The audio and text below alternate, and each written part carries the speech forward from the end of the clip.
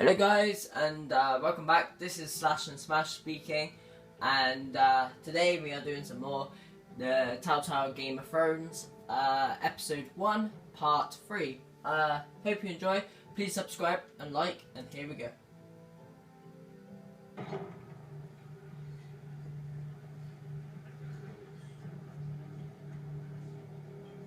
They showed up unannounced. Lord Whitehill is in a lather. I assume you explained to Lord Ethan why they're here? Business with Garrett. I told him. Lord Whitehill knows Garrett is a squire to this house. Or was, I suppose. Was. It makes no difference. The Whitehills were clearly in the wrong, so don't give him any satisfaction. Out there, you were decisive and firm. Now do it again with these bastards.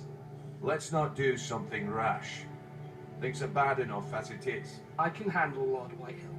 Well said, my lord. Now is not the time to anger Lord Whitehill any more than he already is. He's got 5 times as many men, and the backing of House Bolton. All the more reason to stand up for ourselves. Only cowards and dead men roll over.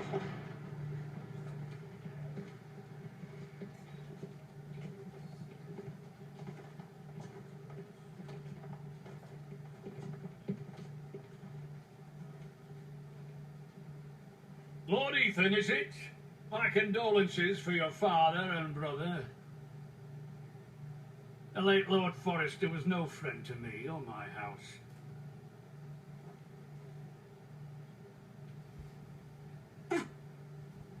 My only regret is I wasn't there to drive the dagger into his heart myself. I've been waiting for this day all my life. The Forresters finally get their due. How dare you! I dare, and I'll do as I damn well please. And no bread and salt! What kind of fucking house receives a lord with no fucking bread and salt? You bloody amateur. No courtesies. I should have expected as much. Calm yourself, old man. You little fuck! That's how you talk to a lord? You Forresters have shit on us for generations. Well, now the Starks are no longer around to have your back, are they? We're the power in the north now. Roose Bolton is the Warden of the North. Aye. And we've been his bannermen for 5 fucking centuries. You cunt. Lord Ethan, you're losing control of this. We all serve House Bolton now. I'm not finished. Maybe if you hadn't been so fucking greedy with the ironwood, things would have been different between us. You squandered your share. Our share was taken from us. We had no fucking choice but to harvest what was left. What is it you want, Lord Whitehill?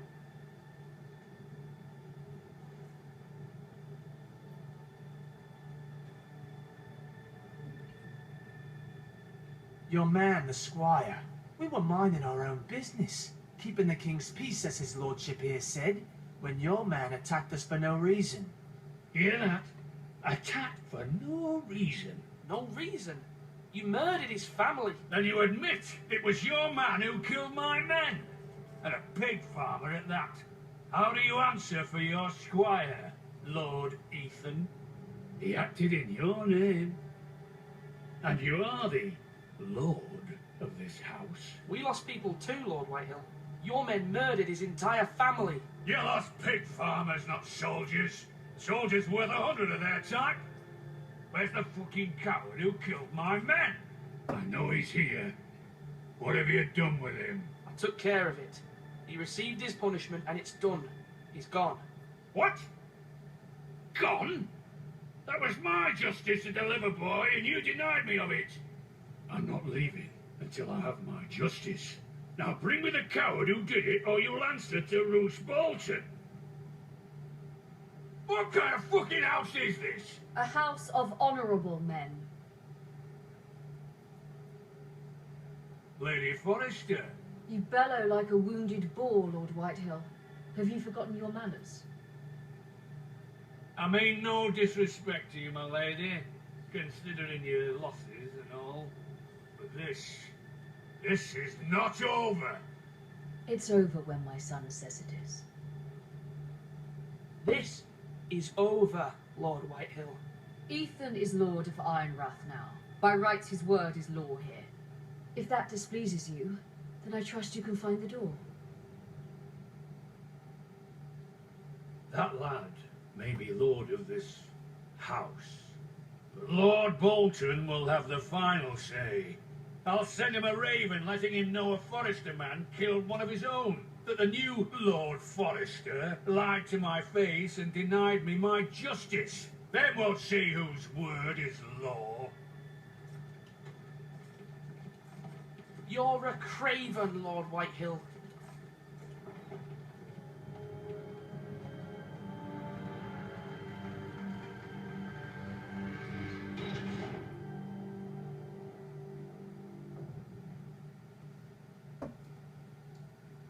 I was wrong about your son, my lady.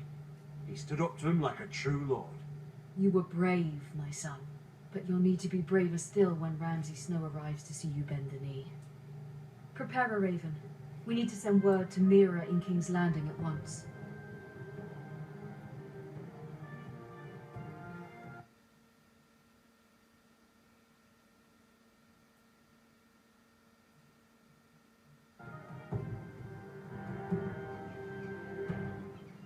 Your sister can help us.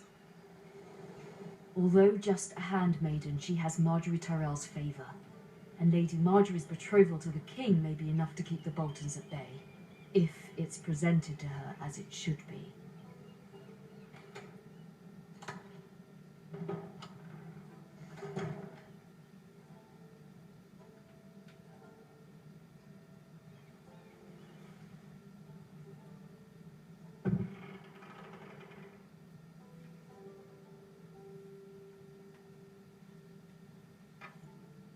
Asher sent me this coin to remember him. What a strange place, Essos.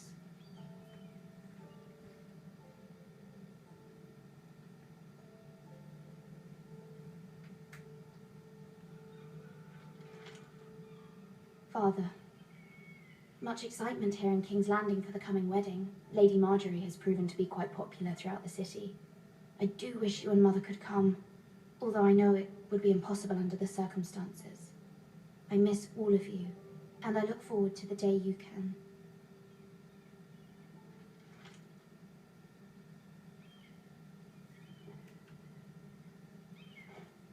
Ethan made this for me.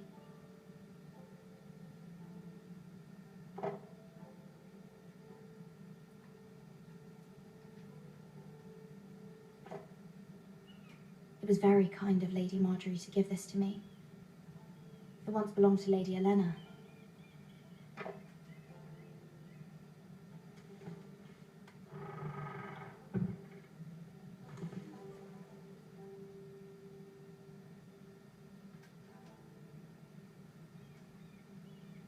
Wonders Made by Man, by Lomas Longstrider.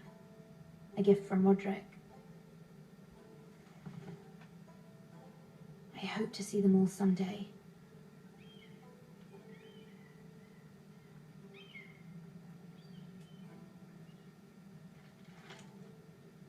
It troubles me to even ask this of you, but you must appeal to Lady Marjorie to intervene on our behalf. She is our best hope, and can be a powerful ally, especially now when your family so desperately needs her help.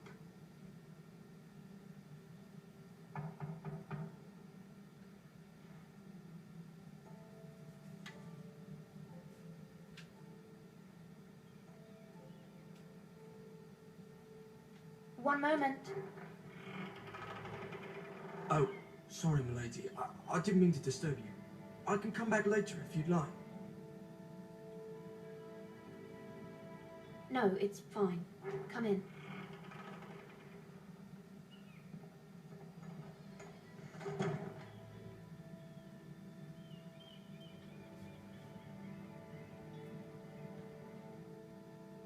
Begging your pardon, milady, but you all right? If you don't mind my asking, you seem rather upset. I'm just worried about my family. Ah, letter from home, is it? It's kind of you to ask. Of course, milady. You've always been kind to me. Please hurry if you can. Lady Marjorie will be here any minute. Of course, milady.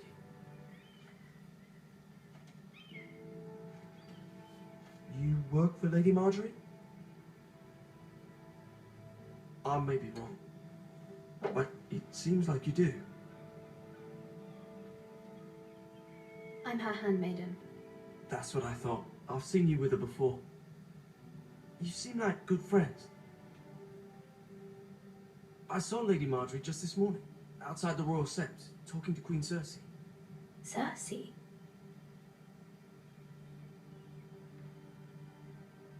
They appeared to be having some sort of disagreement.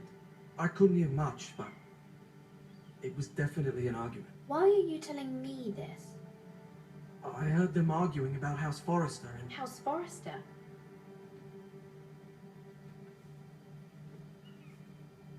I thought you'd like to know. Forgive me if I was mistaken. I hope you're not in any kind of trouble. Most people don't tend to notice a call boy. Not in King's Landing, with so many lords and ladies about. You see and hear all sorts of things when people don't even know you're there. Good night, my lady.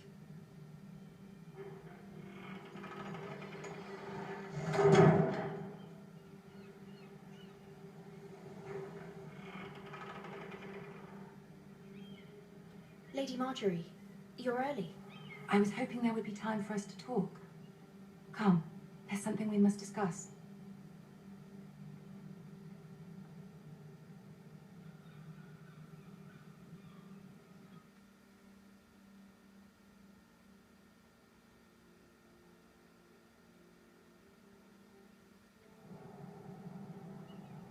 From the day you arrived in Highgarden, I've thought of you more as a friend than as my handmaiden. A dear friend, in fact. Thank you, my lady. And you know how I feel about what's happened to your family. I feel your pain as if it were my own. What you've suffered is beyond imagining. You're very kind, my lady. Of course, Mira, but you must not despair. We will get through this together. You must understand there are limits to what I can say, especially here in King's Landing, now that I am to be queen. To have a handmaiden from the north whose family fought for Robb Stark. It raises questions at a time I can least afford. Cersei herself cornered me this morning outside the Royal Sept. She mentioned the northern girl in my service, and she painted you a traitor. She was very pleased with herself. I'm not a traitor. Of course not. It's only an excuse to torment you, and by extension, me. She demands an audience. She wants an apology of some sort. For what, I don't know, but she's waiting for us now, and I promised I would bring you to her. I wouldn't ask this of you if it were not important. I cannot afford any conflict with Cersei with the wedding so near. I'll do as you ask, my lady. I knew I could trust you. Humor her. Tell her what she wants to hear. See if the Queen Regent is ready to receive us.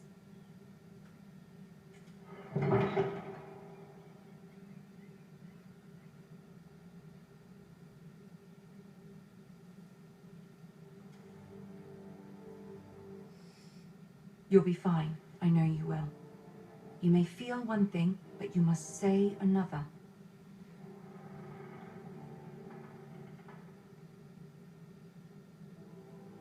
Good luck.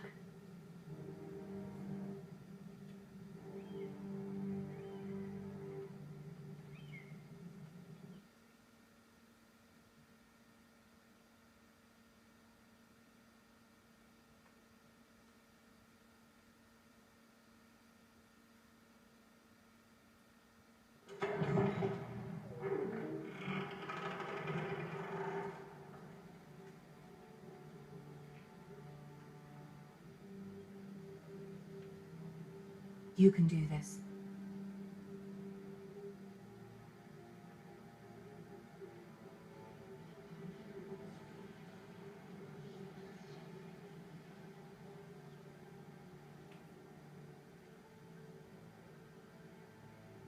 Ah, Lady Marjorie. Aren't you looking lovely this evening? Lord Tyrion. Your Grace? With your permission, allow me to introduce Lady Mira of House Forrester.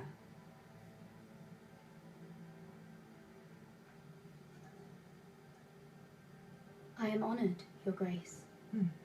Yet not honoured enough to kneel, I see. House Forrester is a northern house loyal to the king. Are they? I beg your pardon, Your Grace. I wasn't talking to you. I want to hear from the girl. Is your family loyal to the king? Perhaps you should ask the new Lord Forrester. He's not here, is he? She is. Yes, Your Grace. To the one true king. The one true king. Yet she didn't say which. The girl is clever. She only meant... I don't care what she meant. I care what she said. I won't stand for impertinence from a girl of the North. If you would give her the chance to explain... Perhaps she can explain why the Forresters have been loyal bannermen to House Stark for centuries. A house of traitors. They were the Wardens of the North. We all served at the pleasure of the king. Clever girl. Perhaps too clever for her own good. And she would have us believe she didn't know which king she served. Is your house willing to swear fealty to your new liege lord, Roose Bolton?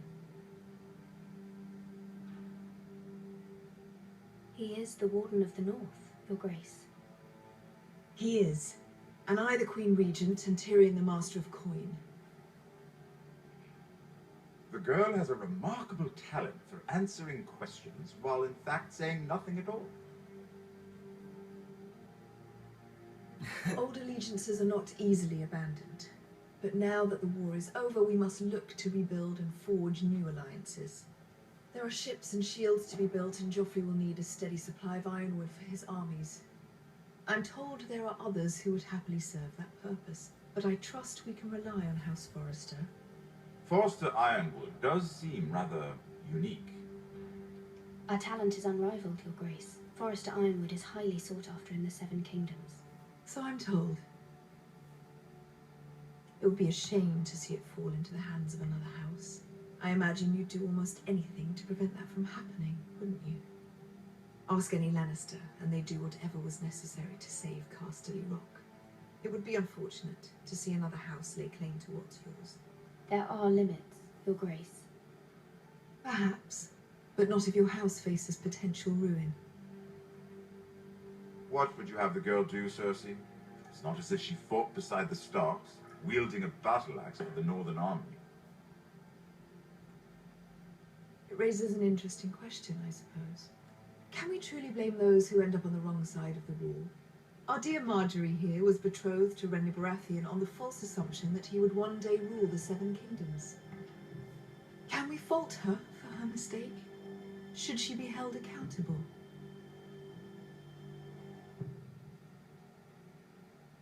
I won't judge her, Your Grace. I wasn't there. I didn't face her decisions. Aren't you a delightful girl? If only one could flit through life without ever holding an opinion of their own. If there's a point to this, I hope you find it quickly. Loyalty can be such a hard thing to define. This city alone is filled with all sorts of ambitious opportunists looking to reinvent themselves, pretending to be something they're not. Who knows what lurks within their hearts? You are a girl from the north, here in service to Lady Marjorie. One can only assume her interests are yours. Yet loyalty to a king, that must be absolute, beyond question. And if your loyalties were to become conflicted between your king and the very person whom you serve, what would you do then? I'm sure she would... Let the girl answer the question. Go on. I would be true to the king, Your Grace. Well said. I was beginning to worry you didn't have your priorities straight. She is a threat to the crown, isn't she? The most dangerous handmaiden in all of King's Landing. I'm not quite sure what to make of her. Not surprising, I suppose, for a northern girl, but not very encouraging either. I'd like a word with you, if I may. Of course, Your Grace.